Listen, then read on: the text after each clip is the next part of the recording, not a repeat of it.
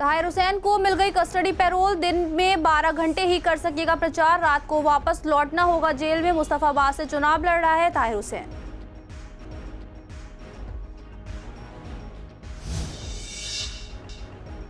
संजय गोयल ने शादरा में चलाया घर घर संपर्क अभियान। चुनाव जीतने पर सीवर समस्या को हल करने का किया वादा। गोयल ने कार्यकर्ताओं में जताया विश्वास।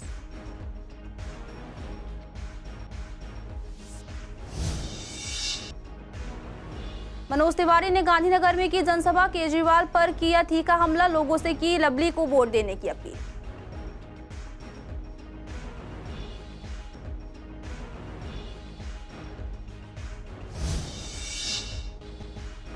ईस्ट आजाद नगर में नवीन चौधरी और राघव चड्ढा ने किया रोड शो में उमड़ी जनता की भीड़। अधूरे कामों को पूरा करने का किया वादा।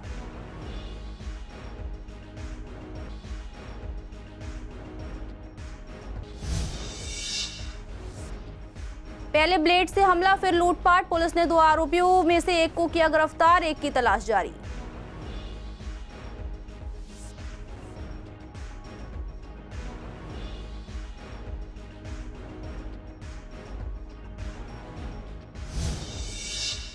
नमस्कार, आप देख रहे हैं सीसीएन लाइव। मैं हूं आपके साथ खुशी श्रीवास्तव। स्वागत है आपका हमारे खास कार्यक्रम पूर्वी दिल्ली खास में। बुलेटिन की शुरुआत करते हैं कुछ खास खबरों के साथ। दिल्ली दंगे के आरोपी और यमुना पार के मुस्तफाबाद इलाके से AIMIM की ओर से विधानसभा चुनाव लड़ रहे ताहिर हुसैन को सुप्रीम कोर्ट से बड़ी राहत मिली है। सुप्रीम कोर्ट ने ताहिर हुसैन को कस्टडी पैरोल दी है। इसके मुताबिक हुसैन निर्धारित समय के दौरान दिन में जेल से बाहर निकलेगा और फिर रात को जेल लौटने की शर्त होगी। इस तरह से पुलिस कस्टडी में ताहिर हुसैन को चुनाव प्रचार की इजाजत मिल गई है। 29 जनवरी से 3 फरवरी तक पुलिस कस्टडी में सुबह 6 बजे से शाम 6 बजे तक चुनाव प्रचार कर सकेगा। ये पैरोल उन सभी मामलों में दी गई है जिनमें उन्हें अभी तक जमानत नहीं मिली है। इस दौरान दिल्ली दंगों के आरोपी ताहिर हुसैन को कई शर्तों का पालन करना होगा। जस्टिस विक्रमनाथ, जस्टिस संजय करोल और जस्टिस संदीप मेहता की बेंच ने ये आदेश दिया।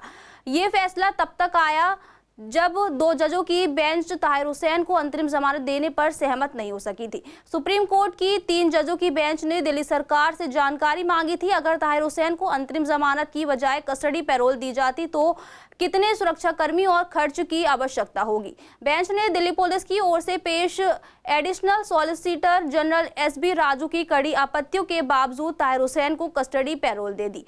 दिल्ली चुनाव प्रचार के लिए हुसैन को ये पैरोल मिली है। 3 फरवरी तक वो कस्टडी पैरोल पर रहेंगे। इससे पहले जस्टिस पंकज मित्तल और जस्टिस असाउद्दीन अमानतुल्ला की एक बेंच ने हुसैन को अंतरिम जमानत पर विवादित फैसला सुनाया था। यमुना पार के शादरा विधानसभा के बीजेपी प्रत्याशी संजय गोयल ने मंगलवार को केसरी मोहल्ला, गुड़िया मोहल्ला सहित आसपास के क्षेत्रों में घर घर संपर्क अभियान चलाया। इस दौरान उन्होंने संवाददाता से बात करते हुए कहा कि इस क्षेत्र की प्रमुख समस्या सीवर है, जिसे वह सत्ता में आने पर पहले हल करेंगे। संजय गोयल ने कहा कि कार्यकर्ताओं को विश्वास है कि उनकी जीत सुनिश्चित है, क्योंकि वह आम आदमी पार्टी के प्रत्याशी को झूठा बताते हैं। उन्होंने कहा कि अरविंद केजरीवाल ने पहले अस्पतालों के बारे में आलोचना की थी, वही अब उनकी तारीफ कर रहे हैं। इससे साफ है कि केजरीवाल की पार्टी झूठी है और जनता इसे अच्छी तरह समझ चुकी है। बहुत अच्छा समर्थन मिल रहा है। यहाँ हमारे आदरणीय निर्मल जैन जी यहाँ रहते थे और वेद प्रकाश शर्मा जी, दोनों यहाँ के स्थानीय निवासी, और हमारे महेश सेठी जी, इन सभी कार्यकर्ताओं ने मिलकर, धर्मवीर जी हमारे यहाँ के समिति अध्यक्ष हैं, और उन्होंने पूरा अच्छे से घुमाया और सब लोगों ने आश्वासन दिया है और कहा है आपको भारतीय जनता पार्टी को 5 तारीख को कमल का बटन 4 नंबर दबाएंगे और आपको भारी बहुमत से विजयी बनाएंगे। इसलिए हमारे जो कार्यकर्ता अनेकों कार्यकर्ता हमारे साथ है और पूरे आप देख सकते हो। संजय जी, ये तो इलेक्शन का टाइम है। संजय जी तो बहुत सालों से बीजेपी के कार्यकर्ता रहे हैं और हमेशा फुल टाइम ऐसे कार्यकर्ता सारा समय बीजेपी को देते रहे हैं और आगे भी देते रहेंगे। और परिवार में खुशी का माहौल तो है ही कि संजय जी विधायक बन जाएं, और इससे अच्छी बात क्या होगी। और जो उनके मन में इच्छा रहती है कि मेरे को सेवा करनी है, वो सेवा उनका ध्येय है और उसको और अच्छा मौका मिलेगा करने के लिए। और संजय जी 5 साल जैसे काउंसलर रहे, कभी कोई आरोप नहीं लगा सकता कि किसी से एक सिंगल पैसा भी उन्होंने खाया हो। कोई सिंगल इंसान नहीं कह सकता कि मैंने पैसा दिया हो। बहुत अच्छा मतलब उन्होंने कार्यकाल अपना 5 साल का निभाया और आगे भी ऐसे ही करते रहेंगे। बिल्कुल जीत का आश्वासन देंगे और जीत पक्की है हमारी, क्योंकि जो सामने हमारे प्रत्याशी है वो दल बदलने वाला है, क्योंकि बीजेपी ने भी उनको पद्मश्री दिया, उसका भी सम्मान उन्होंने नहीं रखा और एक ऐसी पार्टी को उन्होंने ज्वाइन किया जो आज आपदा सब देख रहे हैं ना, पूरी दिल्ली में आपदा जिसने मचाई हुई है। कल तक वही उसको भ्रष्टाचारी कहते थे। एक वीडियो भी आपने देखी होगी जो उनकी चल रही है, तो उसमें वो कल तक उनको गालियां बकते थे, उनको भ्रष्टाचारी कहते थे। आज उन्हीं की चोर पार्टी में जाके वो शामिल हुए हैं, तो पक्की जीत संजय गोयल जी की होगी, क्योंकि जनता को भी पता है। गांधीनगर में बीजेपी के प्रत्याशी अरविंदर सिंह लवली ने जनसभा का आयोजन किया था, जिसमें उत्तरी पूर्वी लोकसभा सांसद मनोज तिवारी ने भी भाग लिया। मनोज तिवारी ने सीएम अरविंद केजरीवाल पर तीखा हमला किया, उन्हें एक नंबर के झूठे आदमी और पूर्वांचल का अपमान करने वाला बताया। उन्होंने जनता से आग्रह किया कि वो ऐसी पार्टी को वोट ना दे जो सरकार में आने के बाद भी काम नहीं करती। इसके साथ ही तिवारी ने लवली के लिए वोट की अपील की। इस कार्यक्रम में बीजेपी के बाकी नेताओं जैसे पार्षद नीलम चौधरी और प्रिया कंबोज भी मौजूद थे और कार्यकर्ताओं में उत्साह देखने को मिला। ये जनसभा अजीत नगर में आयोजित की गई थी, जिसमें पार्टी के हजारों समर्थक मौजूद थे जो अपने प्रत्याशी के लिए समर्थन जुटाने के लिए एकजुट हुए थे। पूर्वी दिल्ली के गांधीनगर विधानसभा क्षेत्र में आज आम आदमी पार्टी के प्रत्याशी नवीन चौधरी ने अपने समर्थकों के साथ मीटिंग की। इसके बाद नवीन चौधरी और राघव चड्ढा ने इलाके में रोड शो किया, जिसमें बड़ी संख्या में लोग शामिल हुए। उनका कहना था कि इस बार गांधीनगर को और भी बेहतर बनाया जाएगा और जो अधूरे काम है उन्हें पूरा किया जाएगा। खासकर सीलिंग और पानी की समस्या को पहले सही करवाएंगे। देखिए सामने प्यार ही प्यार है, 1 किलोमीटर तक पूरा प्यार नजर आ रहा है। हजारों लोग खड़ा हुआ है, 2.5 घंटे 3 घंटे से वेट कर रहा है। देखिए राघव चड्ढा जी एक पार्टी के हमारे स्टार प्रचारक है और पब्लिक ने भरपूर प्यार दे रही है और चल रही है। उनका 3 घंटे जिस आदमी का वेट किया है तो उसका मतलब बहुत प्यार दिया है। और गांधीनगर ये दिखा देना चाहता है कि गांधीनगर में सिर्फ कोई नहीं है, केजरीवाल है और नवीन चौधरी है। सबसे पहले जो रोड्स जो विधायक काम छोड़ के गए हैं अधूरा, उसको पूरा करना है और 3-4 जो मेन काम है उनको पूरा करना है। चाहे वो नाले हों, चाहे वो नालियाँ हों, चाहे वो पार्किंग हो, चाहे वो जाम हो, चाहे वो पानी की समस्या हो, सीलिंग की समस्या हो। देखिए कितना हुजूम आज यहाँ इकट्ठा हुआ है। ये देख के लगता है कि आम आदमी पार्टी प्रचंड बहुमत से अपनी सरकार बनाने जा रही है और गांधीनगर विधानसभा बहुत बड़े मतों से जीतने जा रही है। सीलमपुर थाना के एक कुख्यात लुटेरे और बेड कलेक्टर को सीलमपुर थाना की टीम ने रंगे हाथों गिरफ्तार किया है। आरोपी के पास से लूटे गए पैसे और एक ब्लेड बरामद हुआ है। वह पहले 8 मामलों में शामिल रहा है। मिली जानकारी के मुताबिक सीलमपुर टी पॉइंट के पास गश्त ड्यूटी पर तैनात पुलिस स्टाफ, हेड कांस्टेबल और कांस्टेबल ने अचानक कुछ हंगामा देखा। तैनात टीम तुरंत मौके पर पहुंची और एक व्यक्ति को घायल अवस्था में पाया, जिसने बताया कि उसके साथ मारपीट की गई और उसका मोबाइल फोन और नकदी लूट ली गई और उसने दूसरी दिशा में भाग रहे एक व्यक्ति की ओर इशारा किया। पुलिस स्टाफ ने तुरंत पीछा किया और थोड़ी सी हाथापाई के बाद कुछ ही समय में व्यक्ति को गिरफ्तार कर लिया। उसकी पहचान अकबर के रूप में हुई है। घायल को जेपीसी अस्पताल ले जाया गया। बाद में पीड़ित दीपक ने बताया कि वह सीलमपुर टी पॉइंट पर ऑटो का इंतजार कर रहा था, जहां 2 व्यक्तियों ने उसका गला घोट दिया और उसका मोबाइल और नगद 200 रुपए लूट लिए। जब पीड़ित ने विरोध किया तो उनमें से एक उसके चेहरे पर ब्लेड से हमला कर दिया।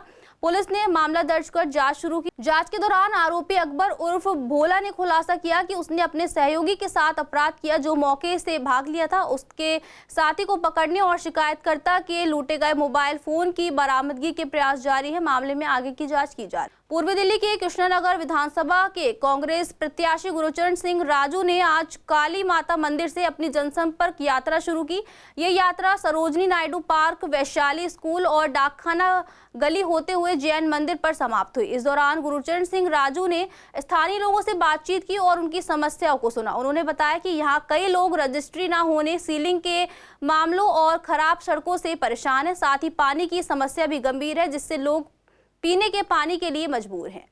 पूर्वी दिल्ली के गोल डाक गली में इस वक्त हम मौजूद हैं। मेरे साथ कांग्रेस के प्रत्याशी गुरुचरण सिंह राजू मौजूद हैं। उनसे बातचीत करेंगे कि सर किस तरह का सहयोग मिल रहा है आपको? बहुत सहयोग मिल रहा लोगों का, बहुत प्यार मिल रहा लोगों का और लोग समस्याओं से भरमार रहे हैं। नालियाँ भरी पड़ी हैं, गंदा पानी आ रहा है, तो लोग यही कह रहे हैं भाई हम बदलाव चाहते हैं और किस बदलाव लोग मैं समझता हूँ करेंगे और अच्छा एक माहौल उसमें आके बनेगा। कांग्रेस आएगी तो कांग्रेस काम करेगी, क्योंकि ये डॉक्टर वाली कृष्णनगर विधानसभा है, बंसीलाल वाली है ये, तो बंसीलाल जी ने डॉक्टर वाली जो काम किए हैं लोग उसको याद कर रहे हैं। आज बंसीलाल जी लोग देखते कहते हैं कि बंसीलाल जी ने काम किए हैं, गलियाँ बंसीलाल जी बनाई हैं, उसके बाद कुछ हुआ नहीं है यहाँ पर। तो समझता हूँ बंसीलाल जी जो काम किए हुए हैं लोग याद कर रहे हैं आज को। भैया देखो चुनाव है, बीजेपी 3 नहीं अभी तो और बाकी 10 दिन पड़े हैं, दो और आ जाएंगे, 5 हो जाएंगे। और केजरीवाल जी का भी कल रोज स्कीम आ रही है, वो कह रही है अब जो सोसाइटी वाले हैं उनको 2 लाख रुपये देंगे, 20 लाख देंगे। तो इस टाइम कुछ भी सबूत है ये, और बाद में कोई कुछ नहीं देगा। कांग्रेस पार्टी है जो वादा करती है वो देती है। समस्या नाली की समस्या है, सीवर की समस्या है, पानी गंदे की समस्या है और जगह जगह कूड़े के ढेर पड़े हैं। आपको मैं दिखाऊंगा रानी गार्डन 12 ब्लॉक में, देखिए जाके इतना कूड़ा पड़ा हुआ है, कम से 10-15 ट्रक कूड़ा पड़ा है।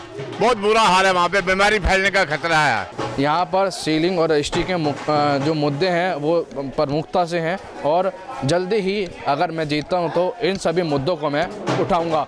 वीडियो जर्नलिस्ट महेंद्र बोरा के साथ मोहित शर्मा, CCN लाइव, दिल्ली।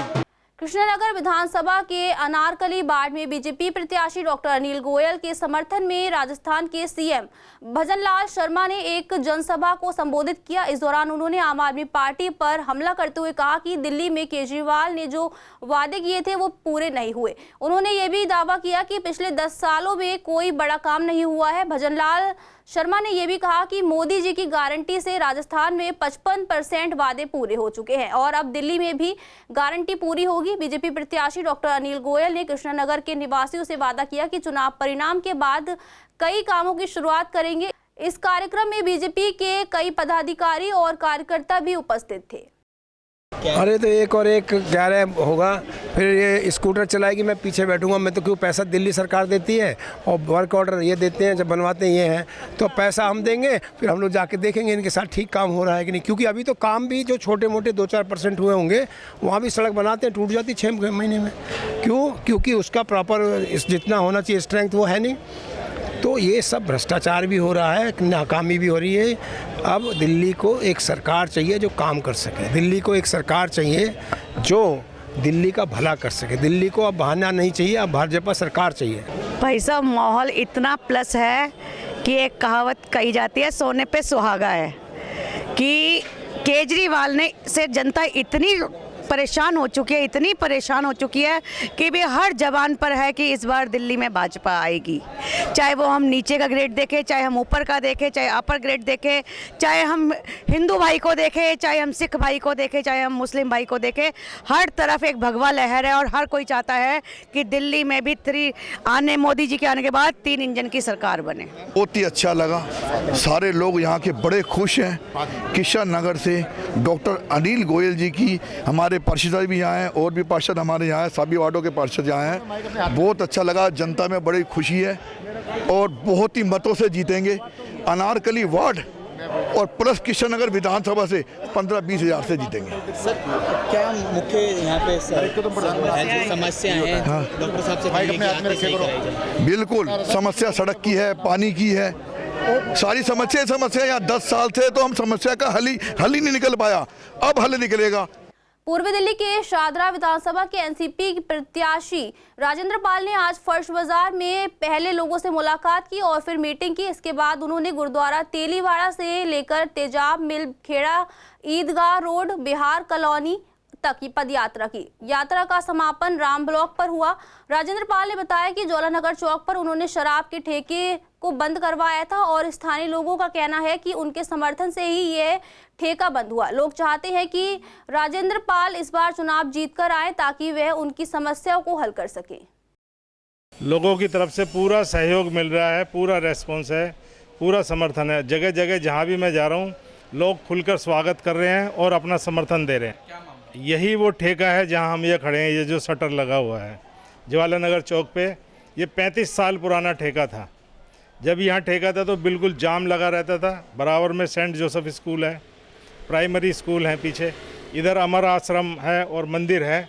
यहाँ बहुत जाम लगता था और बहनों को, माताओं को, हमारे सबको निकलने में बहुत दिक्कत होती थी। यहाँ पैदल नहीं खड़े हो सकते थे।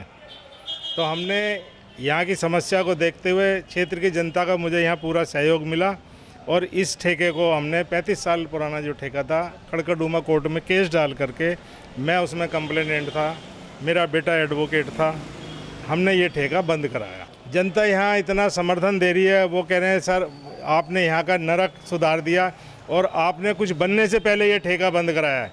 अगर आप जैसे लोग चुन के आते हैं तो पूरे क्षेत्र की जो है जनता खुशहाल हो जाएगी और क्षेत्र खुशहाल बनेगा। स्वर्गीय श्री राम बाबू शर्मा जी की पुण्यतिथि 28 जनवरी को मंगलवार को शादरा के साई मंदिर में श्रद्धांजलि समारोह आयोजित किया गया।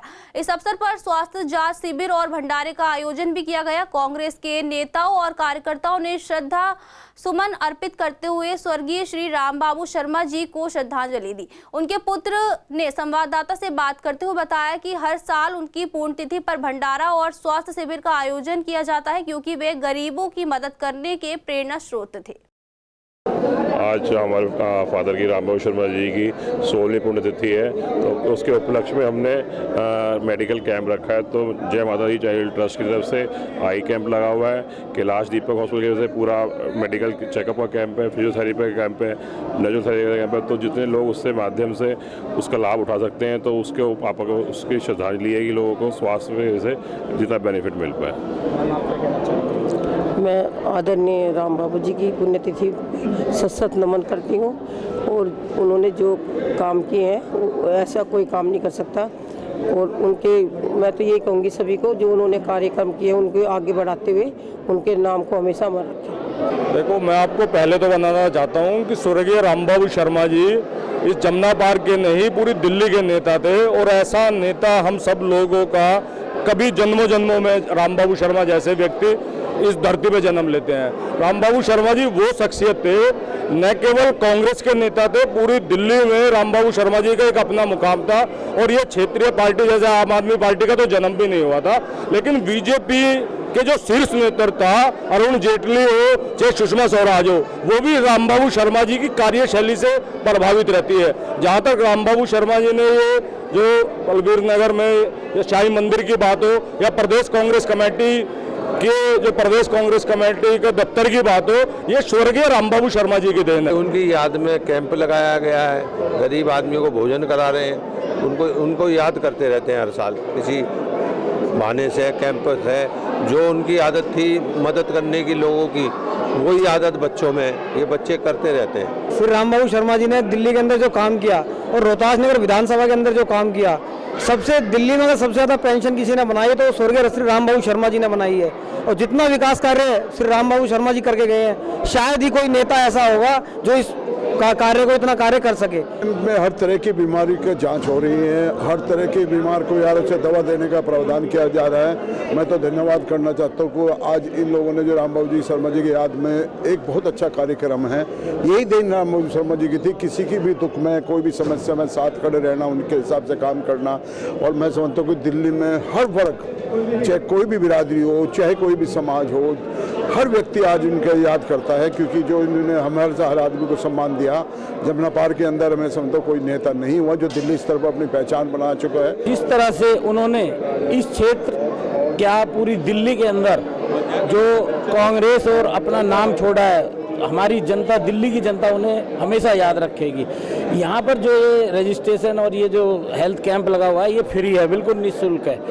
पुराने लोग थे जो वैदिक काल, आज से करीब 5000 पहले तो आपको वो चाइना ने डेवलप किया है, लेकिन उससे पहले हमारे तक्षशिला विश्वविद्यालय में पढ़ाया जाता था इसको, और इसको धीरे धीरे लोगों ने लुप्त कर दिया।